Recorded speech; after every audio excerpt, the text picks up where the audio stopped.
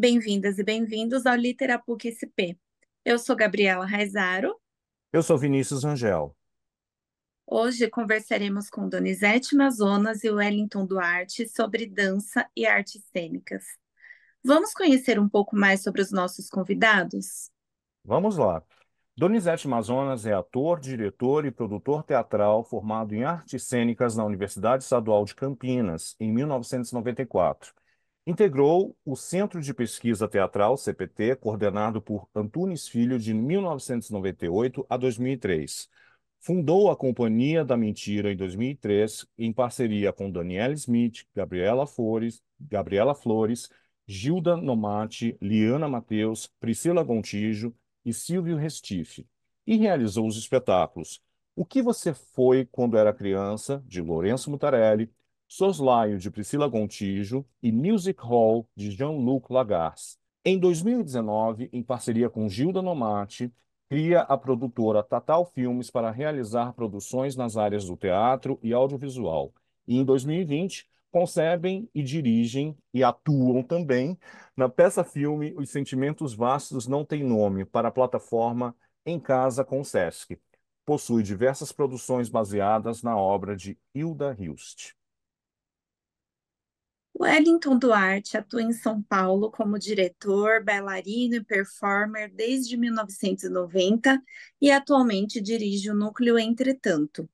Em sua trajetória, promoveu um fazer, dizer no corpo e investiga qualidades corporais que vão além de temas pontuais.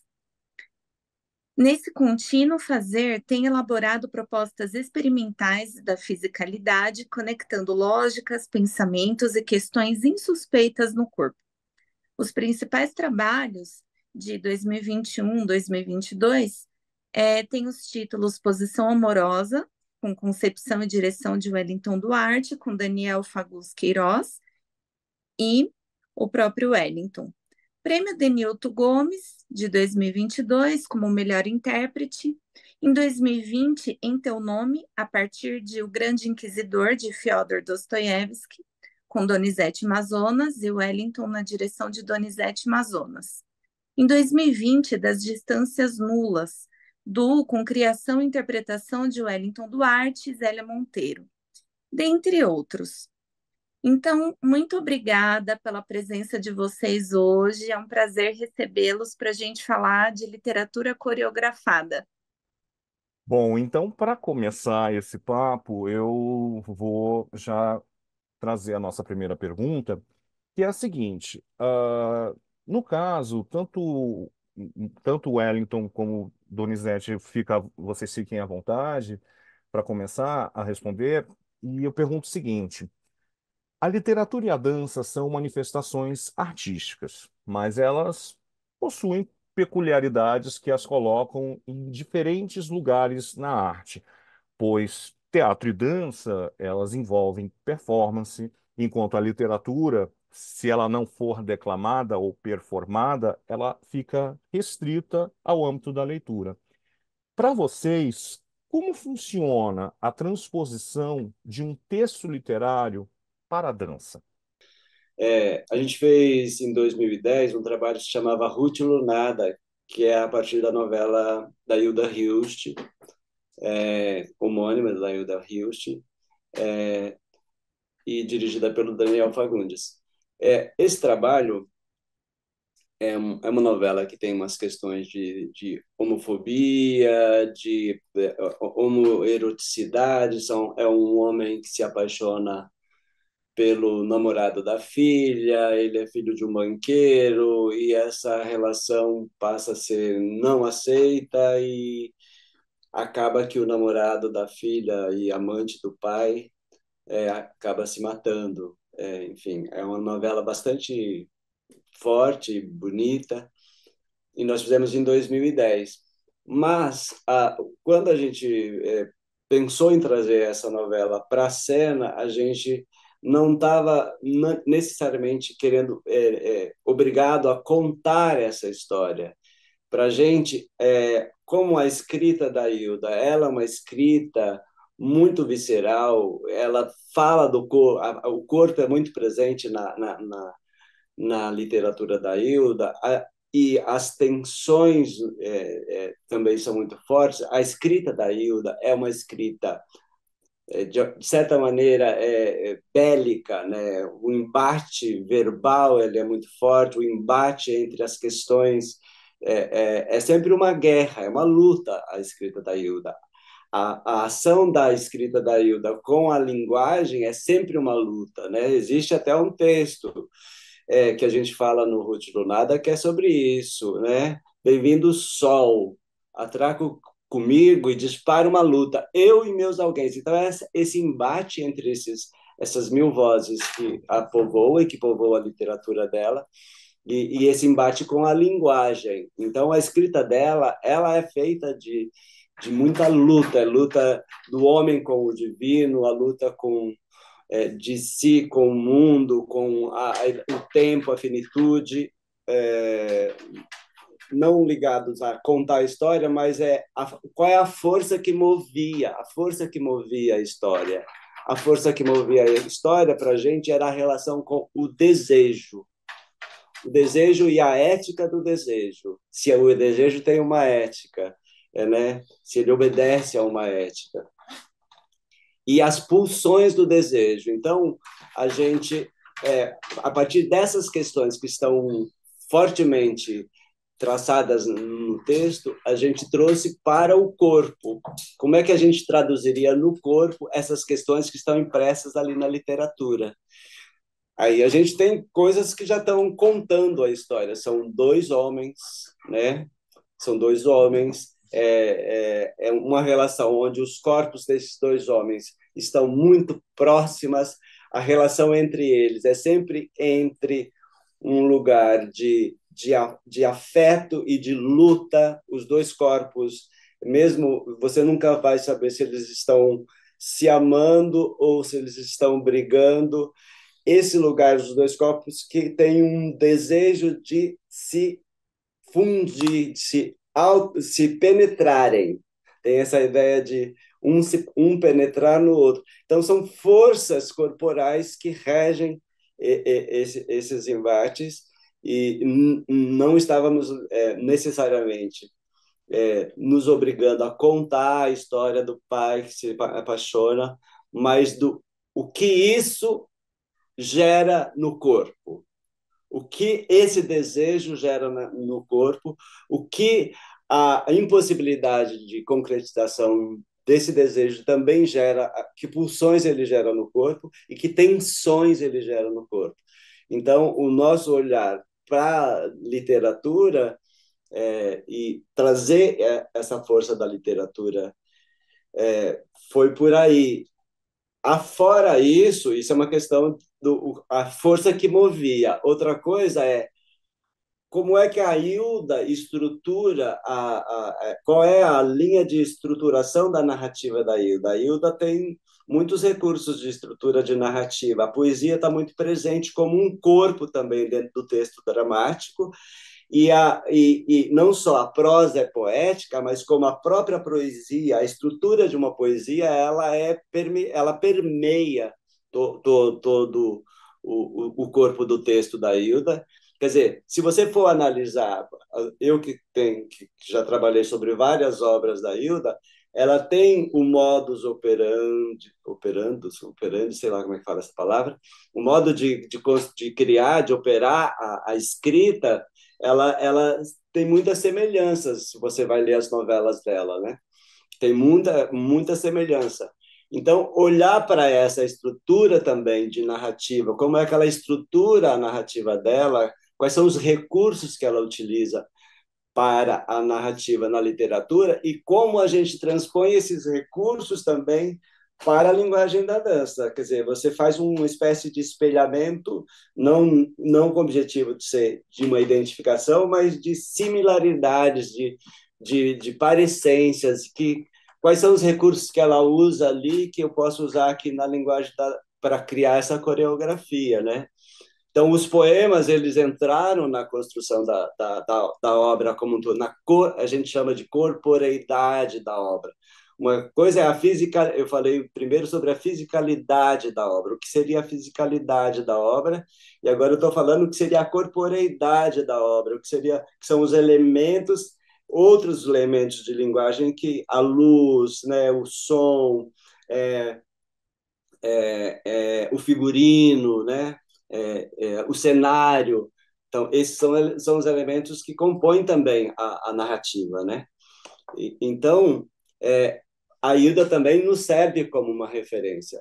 Nessa obra também, por exemplo, não só a literatura nos servia como referência, mas o Francis Bacon também nos servia, o pintor inglês, nos servia como uma referência. Uma que o Francis Bacon é um artista gay também, nós somos gays, enfim, nós somos casados, enfim, a gente tem uma relação também fora de cena. Para além da atuação, né? Isso talvez tenha ajudado até a montar a coreografia. Sim, isso nos ajuda no sentido de que a gente tem uma intimidade de corpos também, né? Não só de Sim. alma, mas de corpos também. Que isso já é um meio caminho andado ali para a gente. Mas isso, enfim. O Francis Bacon, a obra do Francis Bacon, ela é uma obra que tem ali a questão da homossexualidade, da homoeroticidade. Sempre tem dois homens que estão na cama, ele é uma obra que tem muita atenção, né? Muita atenção na pintura dele. Ele foi uma grande referência também para a gente compor essa corporeidade da obra, além do Agamben, o ensaio sobre o Mas eu ia chegar nisso. Como fica o ensaio O Amigo do Agamben nessa composição? Porque, gente, muito rico esse processo, ó. Vocês já mencionaram o texto da Hilda, o Ruth Lunada. Mencionam agora também essa sintonia que vocês precisam ter na hora da literatura coreografada no palco. E aí a gente pesquisando encontrou a referência ao ensaio O Amigo do Agamben e referência a obras do Francis Bacon. Como funciona tudo isso no processo criativo? É um processo particular. Mas isso nasce de como o artista, seja ele de teatro ou de dança, no meu caso é de dança, qual o ponto de vista que eu vou dar em relação à obra literária, né? Na década de 90, eu e a Helena Santana fizemos o Tragédia Brasileira, que é a partir de um poema do Manuel Bandeira.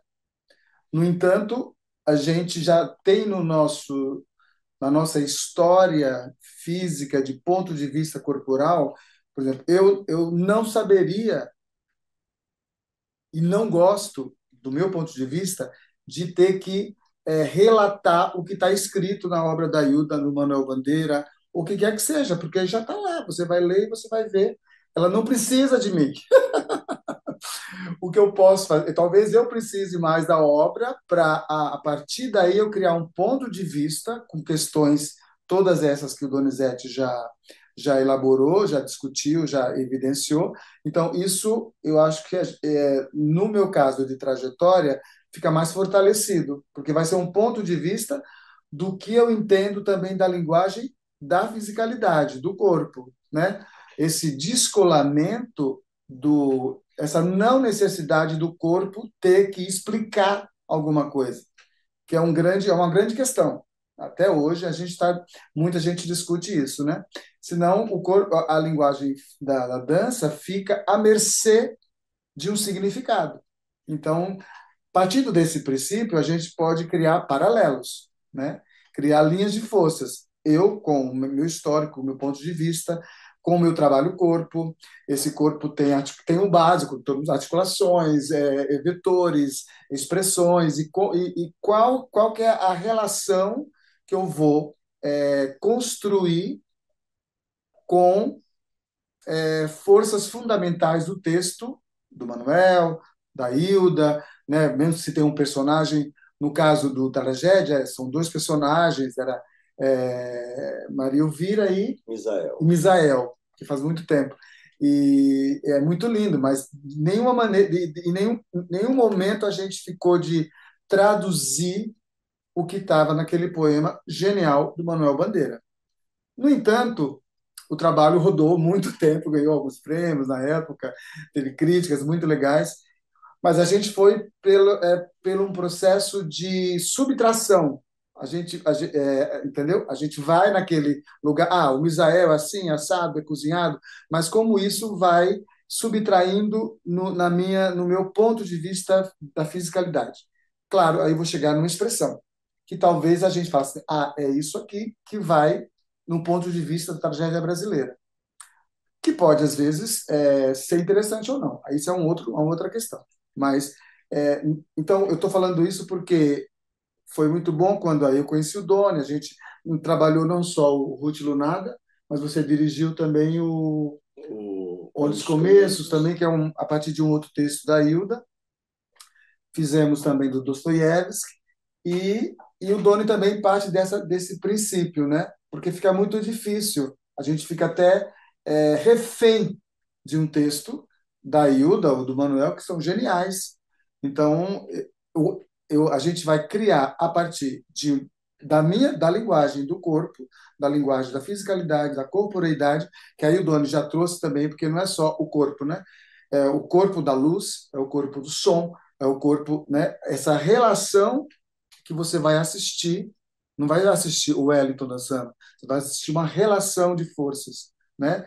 Um ponto de vista da Hilda, que talvez se fosse um outro bailarino, um outro ator, seria um outro ponto de vista da mesma obra.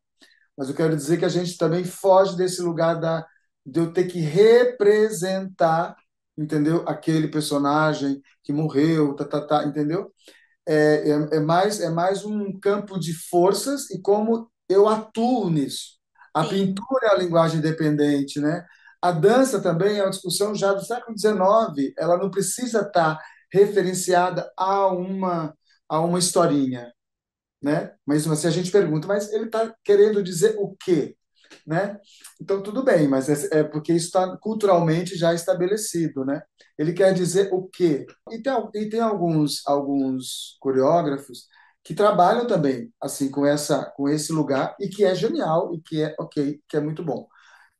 Existe muita gente boa nisso. No nosso caso, nesse ponto de vista, não, porque eu acho que aí eu fico muito refém, entendeu? Agora,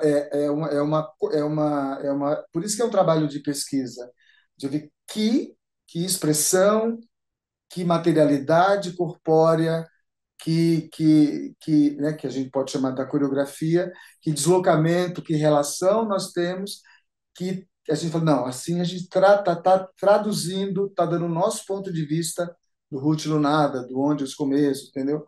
Da obra literária, que eu acho muito difícil, mas eu acho muito potente, porque aí a gente vai criando essas outras fontes de discussão do Agamben, do Franz Bacon, da linguagem musical, da música contemporânea, né, que não é linear, ela tem outro tipo de complexidade, que eu acho também que é a complexidade do nosso corpo, né?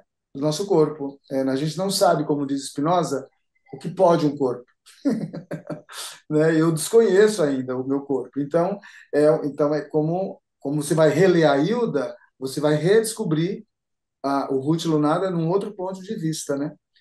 Não sei se ficou mais claro.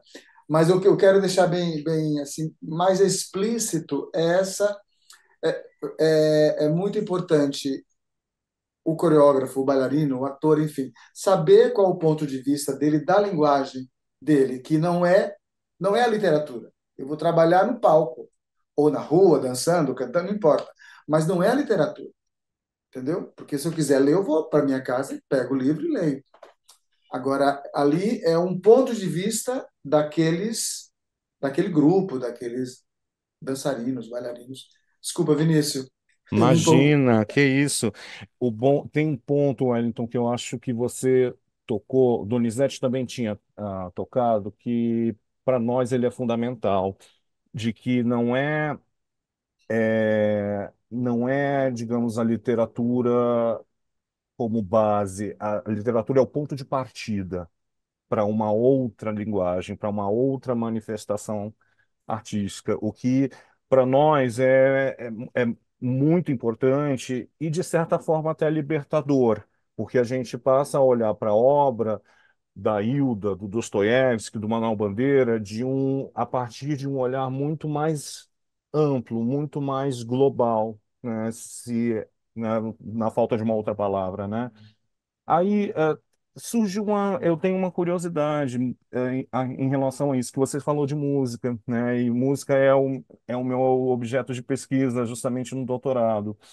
Como é que vocês pensam, por exemplo, especialmente a música em relação, porque ela é um elemento cênico importantíssimo, que, né, que vai definir atmosferas cênicas, se é que eu posso dizer assim, mas eu queria que vocês falassem um pouquinho mais sobre a importância da música nesse processo de criação de vocês, ou dentro já de uma obra ah, fechada, ou algo assim. Eu já, com o meu histórico, assim, com a minha história, né, com o meu trajeto, eu sou apaixonado, assim, por música contemporânea, né? Desde que eu não sabia nem o que era música contemporânea, não sabia nem o que era Schoenberg, mas isso me pegou desde muito jovem mesmo. E então eu sinto afinidade interna, porque eu posso não saber tecnicamente, né, como um músico, mas eu estudei música, mas eu não posso falar para vocês aqui, mas eu acho que a música contemporânea ela aborda outras lógicas assimétricas, dissonâncias, que também o corpo que eu venho trabalhando, que venho pesquisando, que venho estudando, que venho, entendeu? Tem ressonância. Então isso me pega completamente. Numa aula que eu vou dar, num workshop, com certeza 90% vai ser de músicas contemporâneas. Não vai ter uma música, entendeu, com compasso fechado, não, porque eu acho que abre um ponto de vista de atenção. Numa obra, eu acho que a música, ela é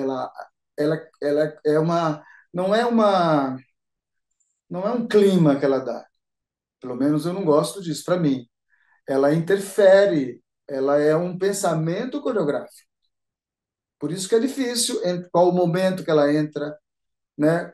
Como ela é construída, entendeu? Isso é super complexo, porque eu acho que o músico que acompanha um espetáculo de dança, ele teria que acompanhar desde o início, do mesmo jeito que a gente fica experimentando milhões de movimentações para traduzir e dizer, não, é essa forma aqui.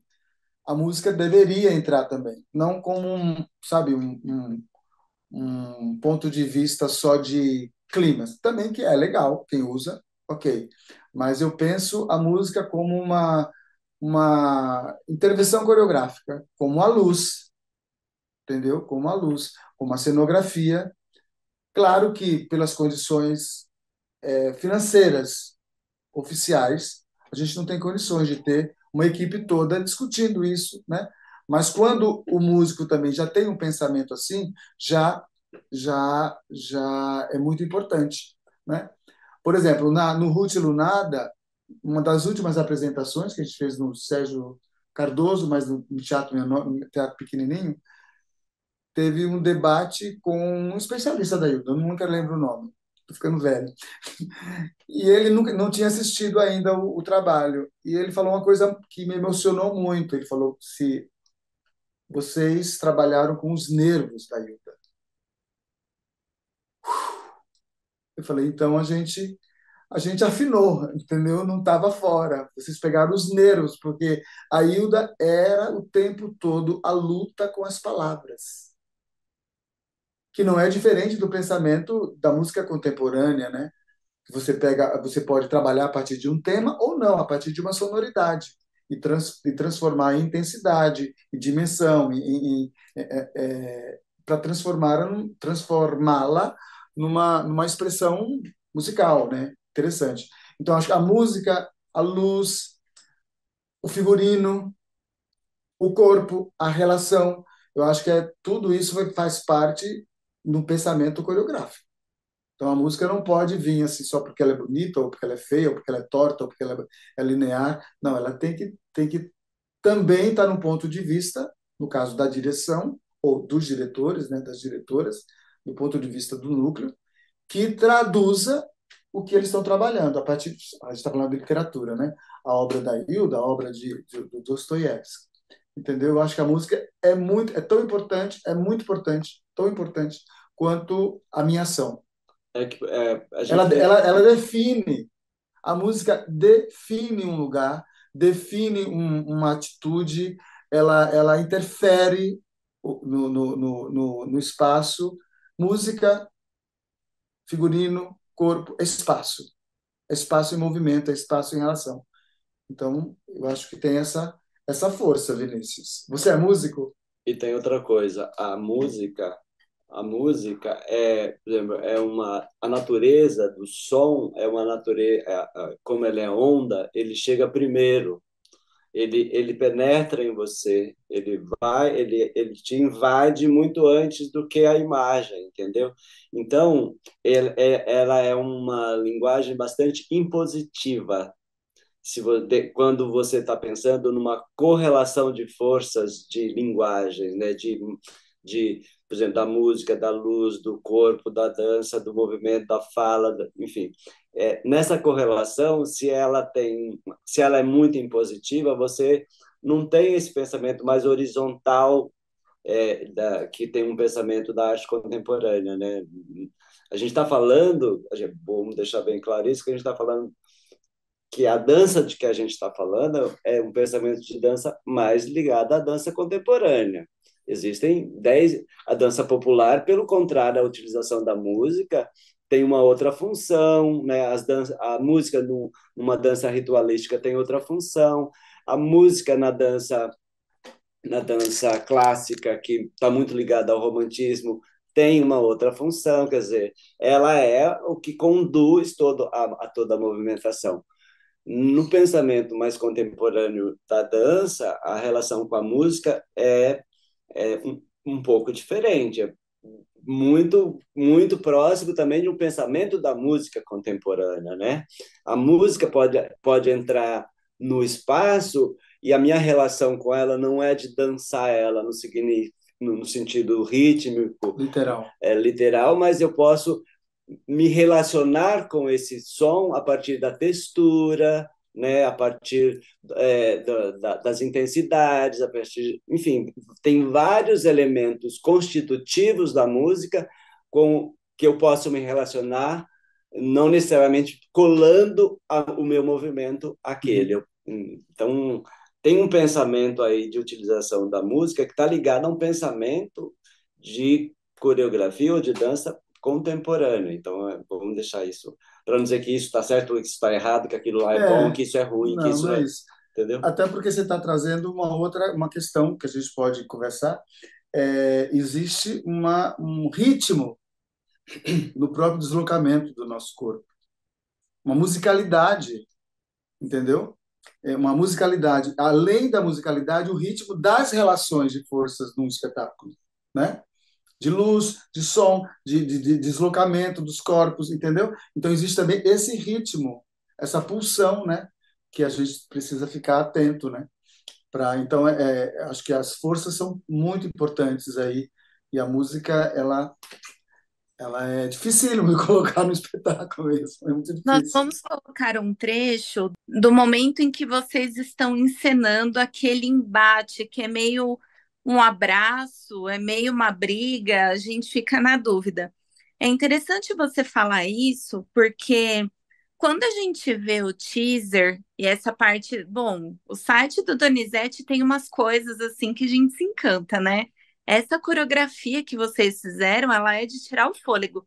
E eu ia até perguntar se vocês pensaram a questão de não ter um som preparado para aquele momento, porque os pés batendo no chão, não sei, aqueles personagens lá com o pé na realidade, enquanto está acontecendo aquele movimento, aquela coreografia gera um som que lembra batuques assim na madeira. Fica muito marcante para a gente que está assistindo, tanto o som da respiração que com o tempo, esse corpo, por mais que ele seja potente, esteja ali, ele vai cansando, né? Então a gente tem o som da respiração, o som dos pés, e isso acaba sendo uma sonoridade que perpassa esse momento coreográfico. Foi pensado isso? Como que foi? Porque ficou muito marcante. Porque vocês têm só um fragmento da peça, né? Que é esse momento do embate dos corpos ali, né? Porque a peça é constituída de vários outros momentos onde a música, às vezes, está mais presente. Nesse momento, realmente não era interessante ter a música, não era tão potente como você deixar ali muito cruamente esses dois corpos nesse embate e os sons que ele produz. Você mesmo já descreveu os sons, né? Então não precisa nem falar muito sobre isso, né? Porque se torna muito mais potente não ter dispersão e você não ser invadido por sugestionado por uma sonoridade que ali já está dando conta do que a gente quer. Ali, os corpos e o que está se produzindo entre os corpos e o espaço já é suficiente. Isso, é sobre isso que a gente está falando. Eu não preciso acrescentar mais nenhuma camada, no caso, a camada sonora. É essa afinação, né, que tem que ter. A música do Ruth Lunada também foi composta pelo Daniel, o Que é o diretor, diretor. que é um super músico, e a gente ouviu muitas óperas contemporâneas, e a gente também falava, Dani, a gente estava assistindo muitos filmes do Godard, né? E eu falei, eu quero fazer um espetáculo com aquela pegada do Godard, que eu amo Godard. A gente discutia muito isso. Então, acho que tudo isso vai povoando, né? Vai povoando o Doni. Tanto é que no primeiro ensaio do Rútilo, eu que tenho mais um histórico com dança, eu preciso me aquecer, preciso... O Doni falou, não, a gente tirou a roupa, ficou de cueca e começou a lutar. Mas não era uma luta elaborada, era uma luta de verdade. Então foi, entendeu? E foi daí que o Daniel foi assim trabalhando com a gente essas questões, para não ficarmos também só no momento assim, talvez até fingindo um pouco que estava numa luta. Era realmente uma luta, tanto é que cada espetáculo eu saía arrebentado, assim. Eu falei, não vou conseguir fazer amanhã, não vou conseguir fazer depois, não vou conseguir fazer nunca mais isso. Mas, assim, claro que a gente vai maturando, vai estudando e vai vendo, mas a força, né, do que o Doni já explicou, dessa força bélica que os corpos tinham, né, a gente foi descobrindo também nos ensaios. Então, acho que o Daniel é muito importante nesse projeto, foi muito importante como diretor. A luz também tinha um ritmo, né, tinha uma sonoridade na luz, quando acendia, quando apagava. Não sei se nesse trecho que vocês viram deu para perceber, porque tinha uma batida, aí a luz mudava e tinha uma prontidão dos corpos. O primeiro momento era um solo que eu fazia exaustivo, e no final tinha o canto da Nina Simone. Não sei se eles viram essa parte, não. Enfim, mas é muito bom a gente também estar falando essa relação, né? Porque a gente vai maturando questões, né? Como a gente trabalha com isso. Às vezes eu trabalho com um tema, às vezes não. Aí uma coisa que eu queria deixar legal isso para a gente conversar. Não necessariamente, por exemplo, eu posso estar trabalhando sem temas, né, literários, mas depois dos ensaios que você vai experimentando, vai estudando com grupo, ou sem grupo, mais sozinho, aí você vai, isso tem uma ponte com isso aqui. Seja um texto filosófico, seja um conceito, seja, entendeu? Aí eu acho isso, a mim, até mais forte, né? Mais vontade de agora, sim, agora eu vou ler fulano porque agora estou vendo conexão. Eu não estou querendo interpretar o Deleuze, ou, entendeu? Interpretar o fulano, ciclano, Beltrano. Quer dizer, eu não consigo, por isso que eu estou falando que eu não consigo. Mas dificílimo. Tem alguma obra que trabalha com essas linguagens, né? Literatura, música, a dança, que vocês indicam para nossa audiência? Tem, a gente estava até comentando agora há pouco que um coreógrafo paulista aqui que a gente gosta muito e que trabalha muito com essa relação com a dança e a literatura, mas numa pegada completamente diferente do, não sei se completamente diferente, mas diferente do Ruth Lunada. E o modo de coreografar dele é completamente diferente do que a gente, do nosso pensamento, mas que é muito bom, que é o Sandro Borelli.